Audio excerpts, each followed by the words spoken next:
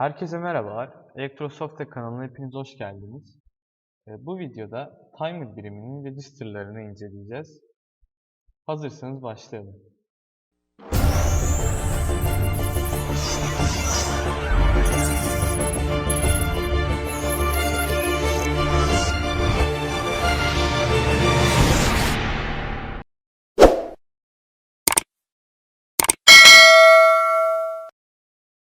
İlk olarak Basic Timer'ı tekrar bir hatırlayalım. Basic yani timer biriminin en basit haliydi. Burada bir clock hattımız vardı. Daha sonrasında o presikaler değerine bölünüyordu frekansımız. Bir counter'ımız vardı. Bu da sayıyordu belli bir yere kadar. Ve auto reload register'ımız vardı. Counter bu değere geldiğinde sıfırlanıyordu. Tekrar saymaya başlıyordu. Şimdi bunlarla alakalı, bunları ilgilendiren register'ları inceleyeceğiz. İlk olarak kontrol register ile başlayalım. Burada ben sadece işimize yarayan register'ı aldım. Kontrol register'ında gördüğünüz gibi burada auto reload register, preload enable biti de var, farklı bitler de var. Biz burada counter enable bitini uygulamalarda kullanacağız. Counter enable'da gördüğünüz gibi sayıcımızı aktif ediyor.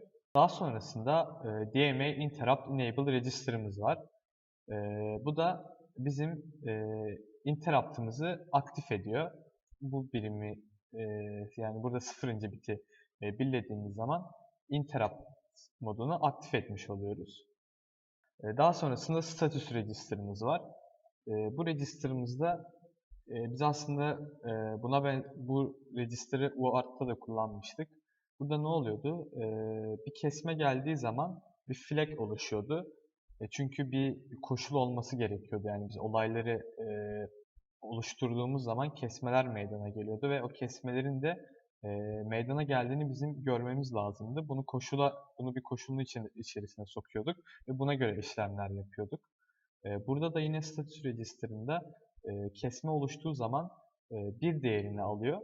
Biz bunu okuyup sıfıra çektiğimizde yeni kesmenin gelmesini sağlıyoruz. Daha sonrasında counter register'ımız var. Bu counter register'ımız sayıcı değerimizi bize veren register. Yani biliyorsunuz timer'lar bir sayma işlemi yapıyordu. Bunun direkt biz değerini bu register'dan okuyabiliyoruz. Daha sonrasında prescaler değerimiz vardı. Bunun da register'ı PSC. Burada da prescaler değerini giriyoruz. Ama biz burada biz hesapladığımız prescaler değerinin eksi birlisini girmemiz lazım. Bunu bir önceki videoda anlatmıştım bitlerden dolayı. Bunu unutmamamız gerekiyor. Daha sonrasında auto reload register'ımız var. Bu auto reload register'ını da biz ayarlayabiliyorduk. Yani presikalerle beraber clock frekansını bölen ve timer frekansının oluşmasını sağlayan bir register'dı. Bu ARR değerini biz ayarladığımızda ARR değerini mesela bunu nasıl bir örnekle kullanabiliriz bu register'ı onu söyleyeyim. Atıyorum ARR değerini biz 100 verdiğimiz zaman sayıcımız da 100'e geldiğinde bir kesme oluşuyor. Ve bu sayede biz aslında periyodu da ayarlamış oluyoruz. Veya ARR değerini biraz sonra daha detaylı anlatacağım. ARR değerini bir değer verdiğimizde bunda biz PWM'i de ayarlayabiliyoruz. Yani ARR değerimiz atıyorum 100. Biz burada yine biraz sonra anlatacağım ama bir register'ımızı biz duty cycle'ımızı %50 olarak ayarlamak istersek bunun ARR'imiz 100 olduğu için 50'ye kadar Logic 1'de kalması lazım. Daha sonrasında Logic 0'a çekmemiz lazım. Yani bu auto reload register'ımız bu yüzden önemli bir register. Şimdi de General Purpose Timer'a geçelim. Bunu bir hatırlayalım. Bu taraf bildiğiniz gibi basic timer'larla aynıydı. Ek olarak bir input'umuz bir de output'umuz ekleniyordu. Kanallar ekleniyordu aynı zamanda. Yine burada da bir prescaler değeri vardı. Ve Capture ve Compare modları ve PWM modu daha farklı modlar da ekleniyordu General Purpose Timer'da. Burada gördüğünüz gibi yine belli başlı register'lar var. Biz bunları aktif etmemiz gerekiyor. Düzgün bir şekilde çalıştırmak için timer'ımızı. Şimdi de bu timer'ı inceleyelim. Bu timer'ın register'larını inceleyelim. İlk olarak Capture Compare Mode Register ile başlayalım. Bunu ben datasheet'ten incelemek istiyorum. Biraz daha derli toplu olsun diye. General Purpose açalım. Register'larına gidelim.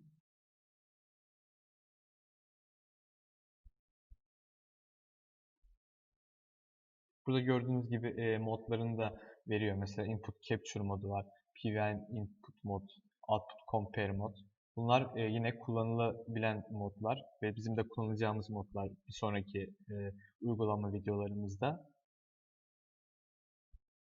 Evet, register'larda burada başlıyor. Mesela General Purpose Timer'lar Team 2 ile Team 5 timer'ları arasındayız. Aynı şekilde Team 9-14 arasındaki timer'lar da bu şekilde. Mesela burada kontrol register'ları vardı. Biz sadece Counter Enable'dan bahsettim ama burada gördüğünüz gibi biraz daha yakınlaştırayım. İşte clock bölmesi var. Auto reload, preload enable var. Bu tarz birimlerimiz var. Kontrol register'ımız. Interrupt enable register'ımız. Bundan da bahsettim. Status register'dan bahsettim. Zaten bu kısımlar basic timer'la benzer kısımlar. Şimdi Capture Compare moddaydık. Capture Mode, Compare Mode gördüğünüz gibi buradaki birimleri zaten görüyorsunuz. Mesela atıyorum burada bir Output Compare Mode bir modumuz var. Şimdi bu bir moda inceleyecek olursak görüyorsunuz. Çeşitli bunun da kendi içerisinde modları var. Mesela toggle atabiliyoruz. İşte PWM modunu ayarlayabiliyoruz. Biz burada uygulamalarımızda da Output Compare modda kullanırsak eğer PWM modu mesela PWM modunu seçebiliriz. PWM modunu bu modda ayarlayabiliriz. Daha sonrasında Output Compare bir Preload Enable var. Bu preload olayı da işte ne kadar 1 ve ne kadar 0 kalmasıyla alakalıydı. Yine alakalıydı. Yine bununla da bu birimle de alakalı işlemler yapacağız. Ve daha farklı modlar da mevcut aynı zamanda. Input Capture mod da var. Bu şekilde Capture Compare mod register'ımız böyle. Şimdi de Capture Compare Enable register'ına geçelim. Bunu da yine datasheet'ten inceleyelim. Burada da biz bunu enable ediyoruz. Yani burada gördüğünüz gibi output çıkışımızı enable ediyoruz. Çünkü bunu göstermiştim. Çıkışlarımız General Purpose Timer'larda çıkışlarımızı da kontrol ettiğimiz register'lar vardı. Bunları da aktif ettiğimiz register'ımız bu CCER register'ı. Burada gördüğünüz gibi birimleri bu şekilde. Son olarak da CCR register'ına geçelim. CCR register'ını biraz detaylı anlatmak istiyorum. Çünkü PWM modu için önemli bir register. Biz burada ne demiştik? Bizim bir daha öncesinde ARR register'ımız vardı. Auto Reload register'ımız. Biz buraya vereceğimiz bir değer olacaktı. İşte atıyorum 1000 değerini verecektik. CCR1 register'ıyla da biz duty cycle'ımızı ayarlayacağız. Duty cycle neydi? İşte belli bir periyot vardı. Bu periyotta ne kadar Logic 1'de ne kadar Logic 0'da olduğunun bir oranıydı duty cycle. İşte atıyorum yarı yarıya bir oran varsa %50 duty cycle'ımız oluyordu ve bu sayede gerilimi biz ortalama değerini yarıya çekmiş oluyorduk. Veya aynı şekilde bir oranını arttırdığımız zaman atıyorum burası da %80 olsun. Bu kısımda biz gerilimimizi %80 oranına çekmiş oluyorduk ve bu sayede yine motor örneği verecek olursak motorumuz şu %50'ye göre daha hızlı dönüyordu.